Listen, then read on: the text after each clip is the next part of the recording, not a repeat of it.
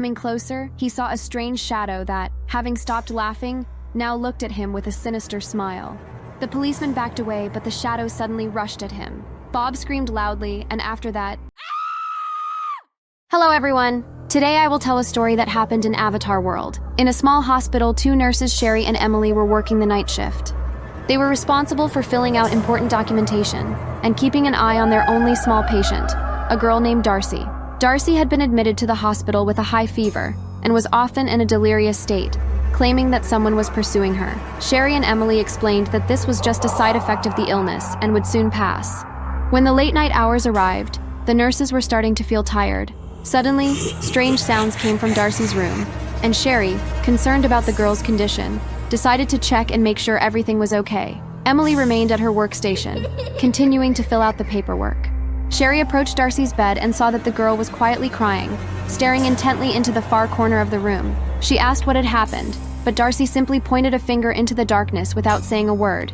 Wanting to comfort the patient, Sherry went into the unlit corner to show that there was no one there. But Darcy continued to cry, so Sherry decided to give her a light sedative to help her sleep. This helped, and soon Darcy was sleeping soundly. Assured that everything was fine, Sherry started to make her way back to her workstation. But halfway there, she heard more strange sounds coming from behind her. Turning around, Sherry saw a woman dressed entirely in black, with disheveled hair hiding her eyes. In her hand, the woman held a large, sharpened knife. Sherry screamed in horror, but it was too late. A terrible thing happened. Sherry's frightened cries woke up Darcy, and the girl continued to cry. Hearing the screams, Emily rushed to Darcy's room, hoping to find out what had happened. But Darcy was hysterical and couldn't say anything. Emily searched all the hospital premises, but Sherry was nowhere to be found. She had disappeared without a trace. Worried, Emily immediately called the police, but the dispatcher said that only one police officer was available at the moment, who would arrive as soon as possible. Bob, the police officer who had been on duty all day, came home late in the evening and was about to go to bed, but suddenly the phone rang. Bob reluctantly answered and heard the disturbing news. Something strange was happening at the local hospital, and as the only available police officer at the moment, he had to go there immediately and figure out the situation. Although Bob was very tired and least of all wanted to go somewhere at night, he understood that his duty was to serve and protect. So without hesitation, he went to the hospital. Arriving at the scene, he met a concerned girl named Emily, who told him that her friend Darcy had disappeared without a trace. Bob listened to her attentively and decided to thoroughly inspect the crime scene. During the inspection, Bob found a large kitchen knife lying on the floor. As he bent down to pick it up, he felt like someone was watching him. An unpleasant, piercing laughter came from the darkness. Bob was frightened, but taking the knife, he resolutely headed towards the sound. Coming closer, he saw a strange shadow that, having stopped laughing, now looked at him with a sinister smile. The policeman backed away, but the shadow suddenly rushed at him. Bob screamed loudly, and after that, no one saw him again. Hearing Bob's cries, Emily got scared immediately and wanted to run away, but she remembered about Darcy and ran to her room. There she saw Darcy, but next to her stood her missing friend, looking very strange. Her skin and eyes had changed, and an ominous smile was frozen on her face. Behind her stood a woman in black, also watching the events. Emily, grabbing Darcy, rushed to the back exit and managed to escape with the girl, feeling that they were being pursued.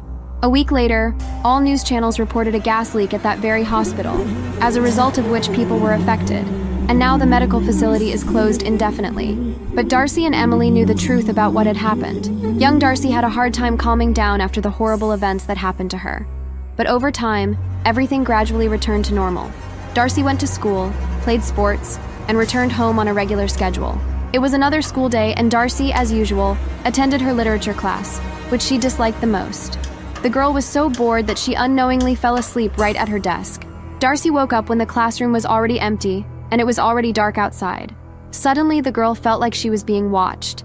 Turning around, Darcy met the gaze of her worst nightmare, from which she had almost recovered. Heartrending screams were heard, but the guard sleeping at his post heard nothing. The next morning, Darcy's disappearance was reported. Almost the entire city joined the search for her. A group of people combed the forests, the streets of Avatar World, and abandoned houses, but not a single trace of the girl was found. When Emily found out about this, she immediately realized that Darcy had suffered the same fate as her friend Sherry. She had become a monster, or, like the policeman Bob, had simply disappeared without a trace. Emily felt that now the danger was threatening her as well.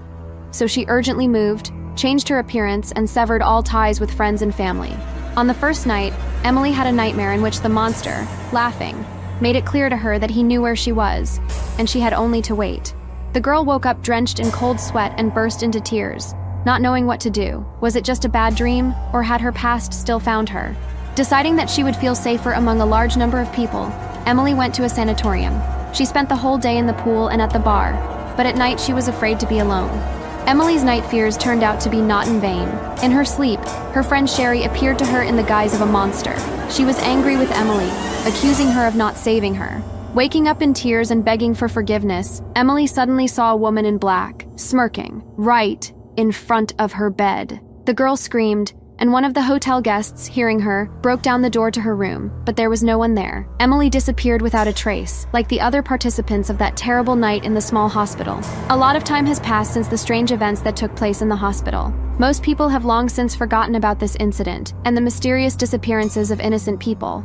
But there were those who continued to be interested in the mystical cases. One of these people was Kevin, an office worker who was fascinated by the paranormal phenomena happening in the Avatar world. Kevin spent hours browsing websites dedicated to unexplained incidents, seeking inspiration for his fantastic stories. And one day, he came across information about the disappearance of medical staff and a patient in an abandoned hospital.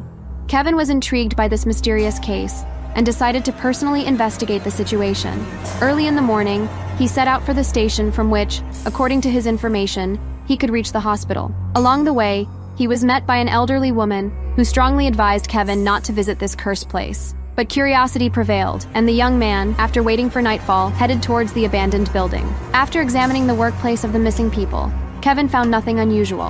However, suddenly Emily, one of the missing employees, appeared before him. She was as pale as death and told Kevin to leave immediately, calling him a fool. The young man fled in horror and accidentally ended up in one of the wards. There he met another ghost, a small girl named Darcy, who begged him for help. Kevin was terrified, but asked her how he could help. The girl continued to cry and said she needed to get out of the hospital. The guy said he didn't know how to get her out. Darcy stopped crying, but now she was angry and looked at Kevin as if he were her victim. Kevin felt the threat and ran out of the hospital as quickly as possible, finding the black exit on the first try. The next day, returning to work, Kevin kept the incident a secret. After all, his friends and colleagues might think he had simply gone mad. As the workday was coming to an end, the lights in the building suddenly went out. Initially, Kevin was not afraid, as power outages were common in the building.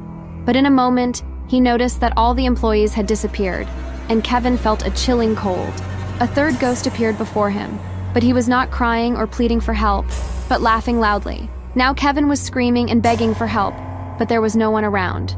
A few minutes later, the lights in the entire building returned, and Kevin disappeared forever and was never seen again. He became the ultimate victim of the ghost and a new prisoner of the abandoned hospital.